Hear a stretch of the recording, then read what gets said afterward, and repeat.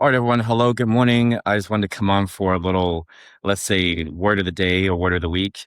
So I was in my meditation thinking about the ancient world and the Hellenistic world that we all knew about or know about.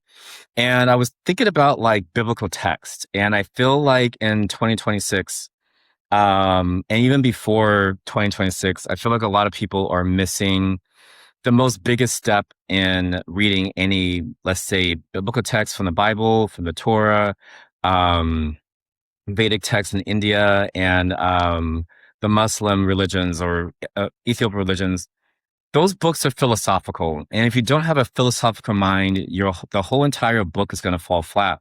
What I mean by that, guys, is those books are written in a poetic, philosophical way. It always leaves it up to the reader to decide on how they want to take their spiritual journey. Those biblical texts and ancient texts are never going to tell you exactly how to do it. Now, those biblical texts will give you a, let's say, foundation on how to go about your spiritual journey, your spiritual worship, but it will never tell you exactly how to do it. And I feel in 2026, a lot of these pastors, ministers, any, let's say, religion out there, Roman Catholic Church, they've set themselves up to be in the business of telling people how to worship. And this is how we get in. I feel like this is how we got into the rut that we're in with our spiritual journey here on this planet for the last 2,000 years since Jesus was crucified on the cross. Is these institutions are telling people how to worship, and that's not the way it was fully accepted. We're supposed to be the ones. We have a mind, individual minds. We're the ones who are supposed to make that decision after reading that text on how we want to do it. Now, a teacher, a guru can guide you on your spiritual path, but it should always fall on you, listen to the video to interpret that the best way you can, to interpret that for you, because all of our filters are very different. And I feel that is a missing key point in that teachers are not teaching people who come into any philosophical religion is it's always up to you, always up to the individual to make the decision. That pastor doesn't make that decision for you. That deacon doesn't make that decision for you.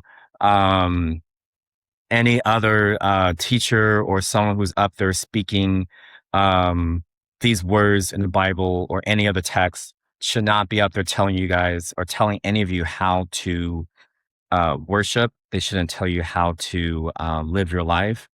They shouldn't tell you how to talk with the higher one, whatever name we give the higher one. They should not be up there telling you guys what to do. And I feel like in our educational system, especially here in the United States, history, philosophy, poetry is all left out. And in the ancient Hellenistic worlds of Greece, Egypt, Mesopotamia, Africa, going into Numidia, even to the Roman Empire, it was the same thing. Philosophy and poetry was very much a part of the educational system. The reason why the ancients knew so much about, the higher powers and humanity is because that duality is because they infused, let's use that, they infused philosophy into a kid's education. They infused history into a kid's education. They even infused poetry into a child's education. And here in the United States, it's all math, it's all testing, it's uh, you only take one or two classes to fulfill your, let's say, degree or fulfill your high school diploma. And most of the time people look up that stuff online or the AI does it for themselves, just for them to get through the system. And they don't really fully understand how to use philosophy to really dissect the word, to really think for themselves. And that is a really big missing part, especially here in American westernized cultures that is falling. I feel like it's helping, is a disadvantage to people to not have philosophy at the front of your education. So I'm not belittling anything in the educational system. I'm just highlighting what I've observed myself. So I'm a philosopher. So what I was gonna say about it, guys, is yeah, it's that's the and I think that's the biggest point I want to get across to everyone is from the ancient world to till today, it's been a brainwashing. I'm gonna say it. It has been a brainwashing on how to worship, how to pray, how to talk to the higher one. They want everyone on the same script. Let's say that they want everyone on the same chapter, saying the same things, and especially with social media these days, it's getting more and more infused into people through videos, through different ministers coming out, these big mega churches. Those, depending on the minister, they're not any better just because they have a big church. So again, guys, I just want to say, delicately come into if you're coming into spirituality, if you're coming into a religion, really delicately dissect what you're learning, really dissect what's coming into your filter. And I would highly recommend you guys start reading philosophical books from the Hellenistic period. Even in the Jewish traditions, it's encouraged for the boys, especially, to debate with their teachers. Without a debate, you can't truly understand, what the material is talking about. So I learned that from a friend of mine, Kobe. He told me that that is a part of their training is the debating, which goes back to the ancient period. Debating was very much a forefront of learning. The teacher would teach the words and then start asking the students, how do you feel about it? Everyone would put their 2 cents in, 3 cents in, and it would be like this, let's say, volley of back and forth information. Because when you start to debate someone in an eloquent way, I meant to say that, not arguing with someone, that's different, but to debate with someone in an eloquent, elegant way, with your words, with your mind, can you see someone else's perspective? And if that perspective resonates with you, then you can say, I never saw it that way. Or wait a minute, I don't really like that, but I can tell you this is what I felt about this. So again, guys, I feel like a lot of the traditions of the ancient world are gone. And there are cultures out there who do encourage their students and um, teachers instill it in their students to talk back, to listen, um, read, interpret, listen, speak. So again, guys, I feel like, especially in the United States, it's not that kind of teaching style. The teacher gets up there, tells everyone what to say, what to do, and then you take a test and you pass it, you move on. And it's creating this drone AI type of a lifestyle to where I feel a lot of these newer kids uh, don't have critical thinking skills. They don't have any a lot of them, I can't say all of them, but a lot of them do not have critical thinking skills. A lot of them are just on an automated systems like, just tell me what to do and I'll do it. I'm like, well, I can't do that. Coming from a historical philosophical background, I can't tell people what to do. I cannot tell people what to do. I don't want to tell people what to do. I think that's the biggest shift that's been in my podcast is, yes, I started off, in that old paradigm that I was brought up on, but over the transition the last, you say, almost 2 years now, did I just turn the camera on and just give people options and tell people, this is how I felt about this, perhaps it's going to help you out, perhaps it's not, and that's okay. So again, as a teacher myself, as a philosopher myself, I just want to say, it's always up to you. It's your decision if any of this information is working for you, if it's not working for you. And again, guys, I highly recommend reading those poetic books again. I just finished watching Christopher Nolan's Odyssey yesterday, which was a freaking fantastic movie.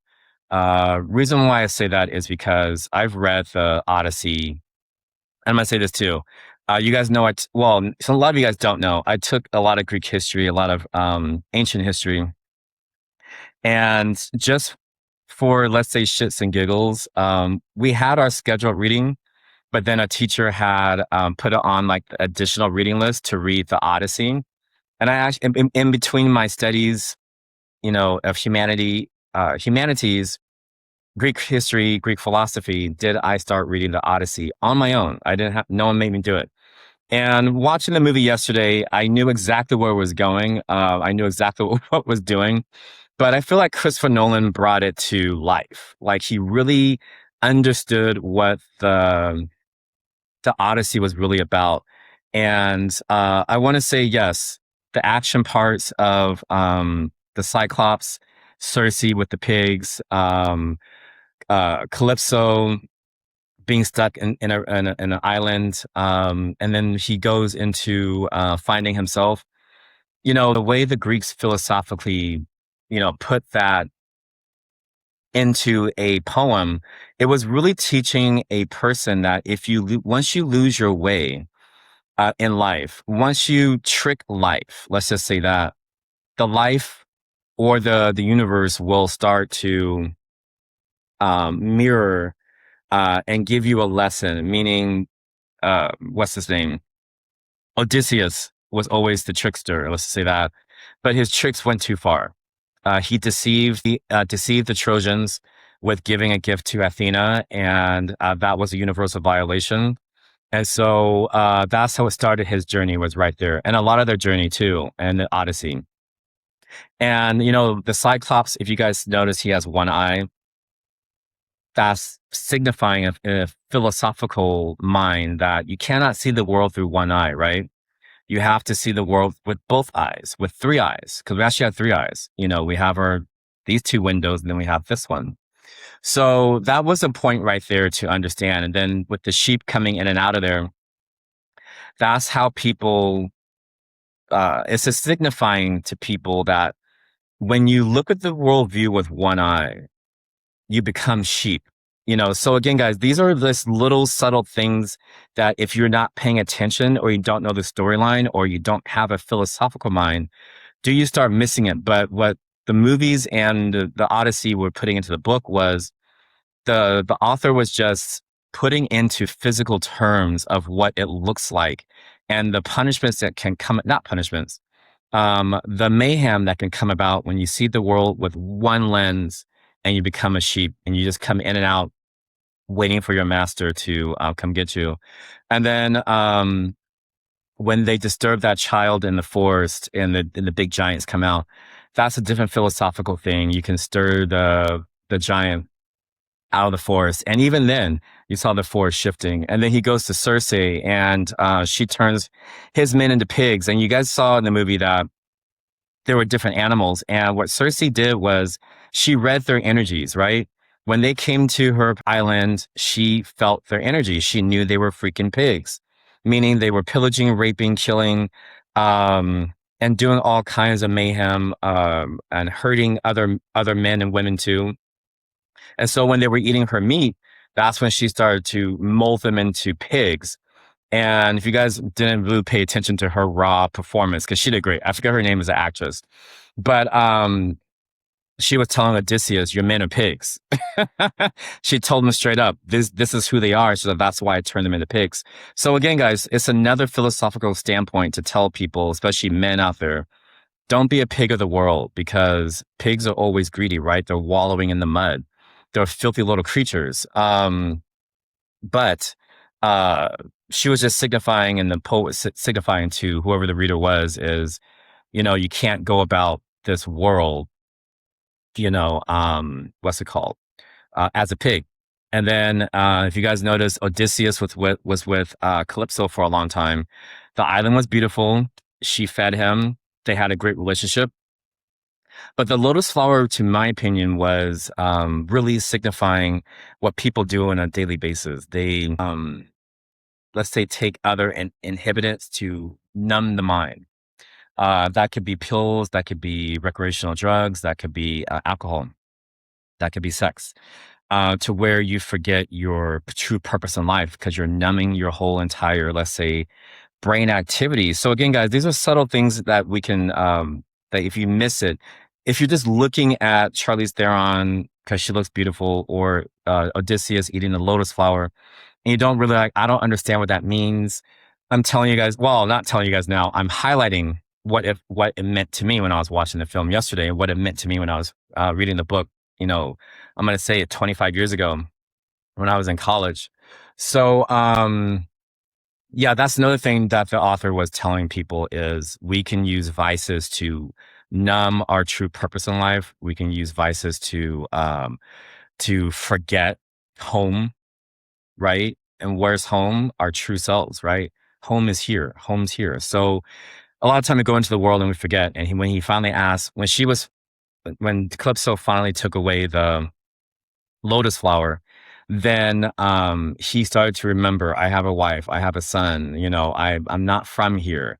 And then she finally tells him how long he's been there, and that's 7 years. And so that's another thing that comes into play when we talk about Calypso and Odysseus, is that when he finally does start remembering, that is another, let's say, subtle philosophical thing that after we stop taking those, let's say, inhibitors, do we start to wake up and come back into a more spiritual, full experience in life again? And yes, you see, Odysseus just had that innate, let's say, um, thing within inside of him, but because he kept eating the lotus flowers, it kept getting numbed every single day. So he just completely forgot. But when he got off the lotus flower, he started to rebuild his ship.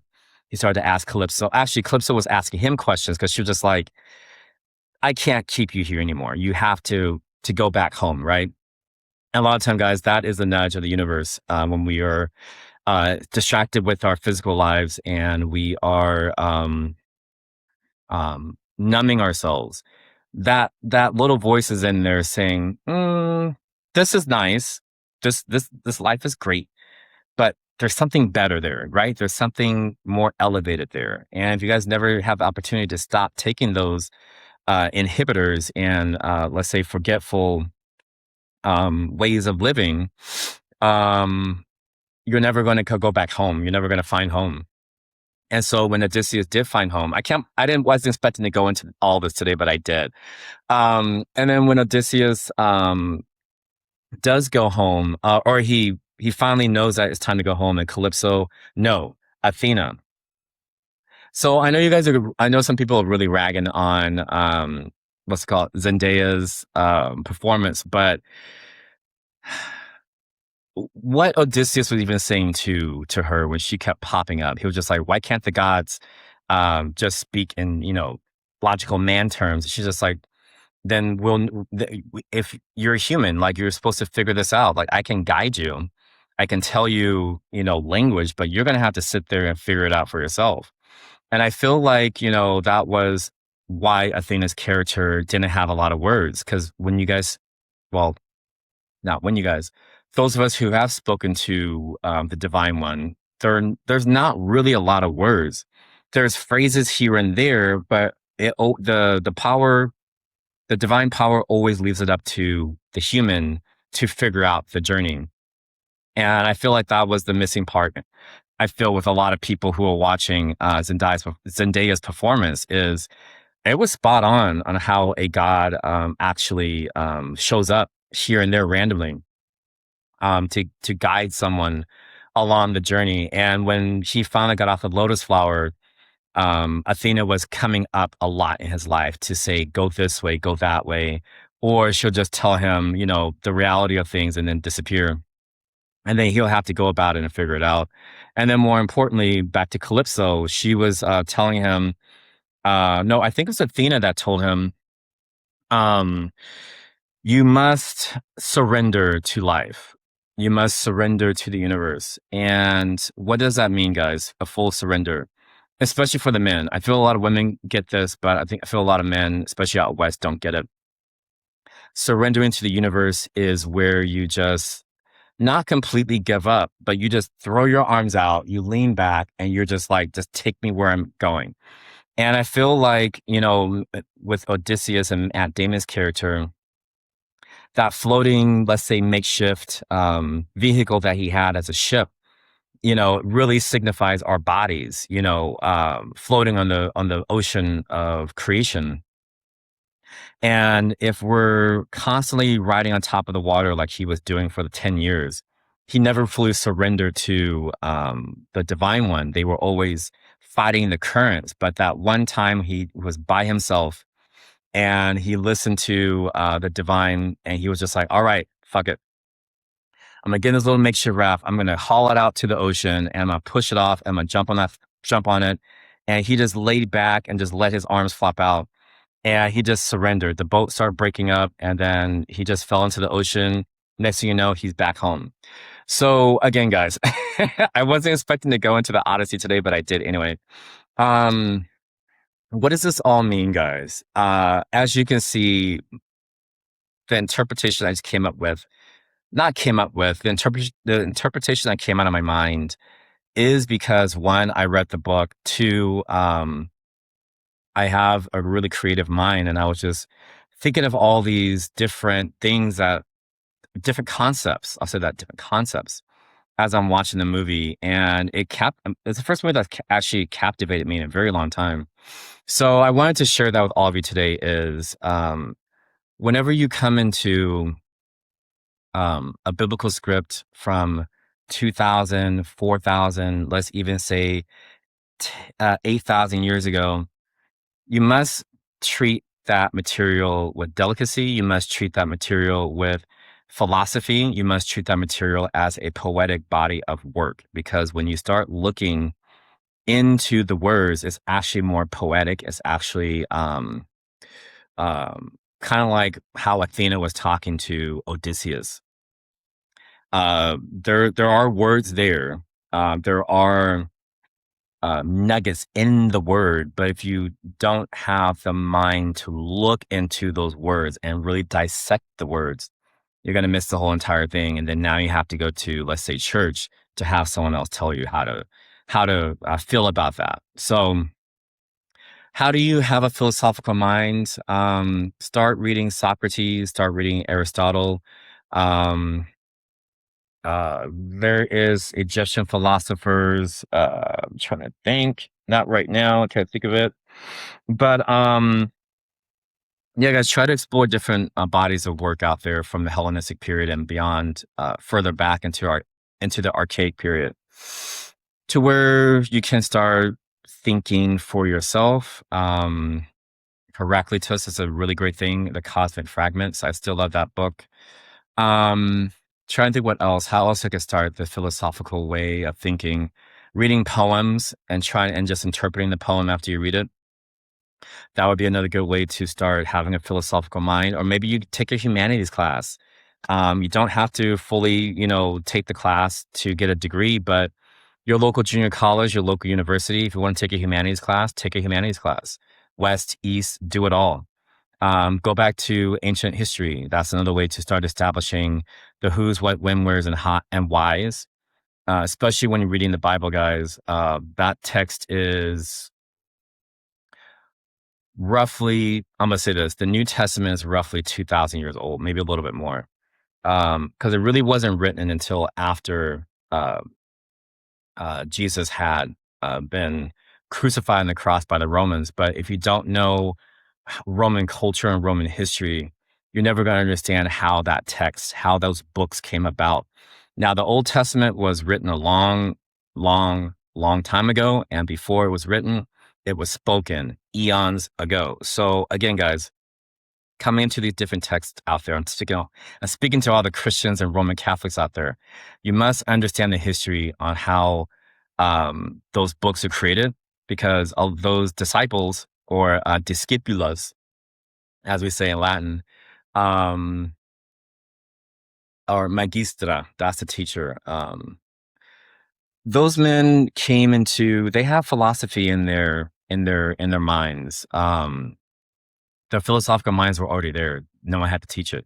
And when you guys read those chapters again, you start to, I started to understand more, even as a young man, that there's more to the story than just what meets the eye in red, because a lot of it is in red ink, right? Or a lot of it in black ink. And that goes back to Roman period. Anyway, I'm getting off on tangents, but anyway, guys, I just wanted to say that too. So when you're out there, again, start to educate yourself, begin to elevate yourself in education. Like I said, guys, never stop being a student. It's okay if you're 40, 50, 60, sitting in a class with 20-year-olds reading about Aristotle, reading about Buddha in Eastern Humanities class, or wherever you feel you need to go. Do not be bashful. Do not be shameful about it. Again, guys, we're all students until we are no longer in these bodies and we go somewhere else. So, was not expecting to go for 25 minutes. This was supposed to be a quick little video. But here we are, alas. All right, everyone. I think I've talked enough. I need to do some work myself, but this is still work too. So, yeah, take care, everyone. Always be curious about yourself, stay curious about others. And the Leisure Man podcast will still continue on. Let's do that. Um, what else had to say about this? Check out, yeah, no more, no more. We're gonna finish it here. End the message. Let's do that. All right, guys, take care. Um, hang ten and keep shining, keep being beautiful out there. And I'll chat with you guys again on another. Ciao.